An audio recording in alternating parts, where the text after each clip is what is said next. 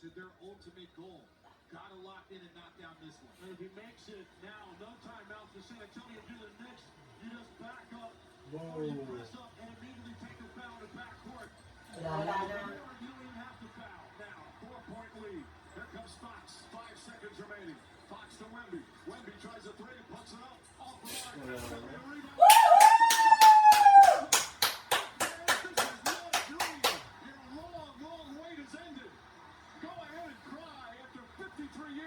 Yeah, after 53. Yeah, yung MVP!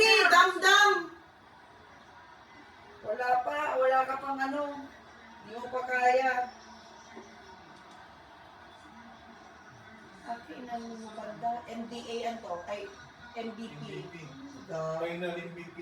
Just na naninimutan na ang atagay pero kukulang sa pananantutan. No, may pagod.